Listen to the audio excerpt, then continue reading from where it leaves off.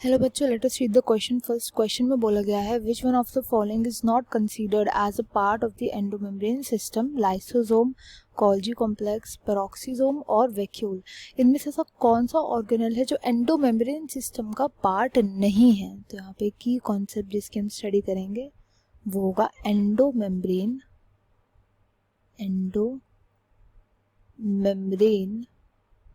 System. Endomembrane system को आप ऐसे समझो कि एक तरीके से ऑर्गन सिस्टम की तरह काम करता है।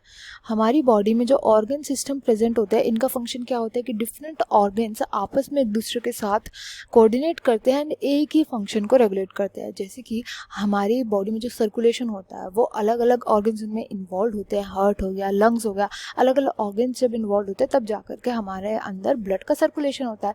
इसी तरीके से जब सेल के अंदर ट्रांसपोर्ट होना होता है, ट्रांसपोर्ट एंड फॉर्मेशन होना होता है ऑफ कंपोनेंट्स जैसे प्रोटीन्स का, लिपिड्स का, एंड देन इनका स्टोरेज करना होता है। तो इसके लिए जो सिस्टम बनाया गया है सेल के अंदर उसको बोला जाता है एंडोमेम्ब्रेन सिस्टम।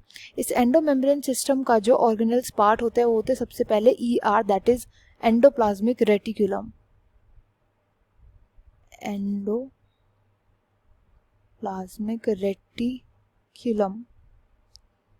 तो इसका फंक्शन होता है प्रोटीन्स, लिपिड्स का सिंथेसिस करवाना। राइबोसोम भी इसी का पार्ट होते हैं, गोल्जी apparatus भी इसी का पार्ट होता है, जिनका फंक्शन होता है इन्हीं की पैकेजिंग करके इन्हें टारगेटेड लोकेशन पे भेजना। साथ ही साथ यहाँ पे लाइसोसोम्स का फंक्शन होता है प्रोटीन्स का स्टोरेज करना, जैसे हाइड्रोलिटिक एंजाइम्स को स्टोर करके रखता है ये। वैक्यूल भी इसी का पार्ट होता है क्योंकि इसमें भी स्टोर करके रखे जाते हैं काफ़ी सारे मेन प्रोटीन्स, पिगमेंट्स हो गए, वो सब इसमें स्टोर करके रखे जाते हैं।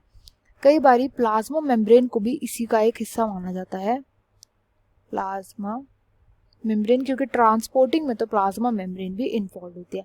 अब यहाँ पर जो इनमें से लिखा नहीं गया है वो है ऑप्शन 3 पेरोक्सीसोम, एंड ये इस क्वेश्चन का राइट आंसर है। पेरोक्सीसोम ऐसे ऑर्गेनल्स होते हैं जिनका फंक्शन होता है लिपिड्स का डाइजेशन करना, लिपिड्स के डाइजेशन एंड सिंथेसिस में हेल्प करता है, सिंथेसिस। एंड साथ ही साथ इसका नाम पेरोक्सीसोम इसलिए है क्योंकि ये पेरोक्साइड्स को डिग्रेड करता है, पेरोक्साइड्स को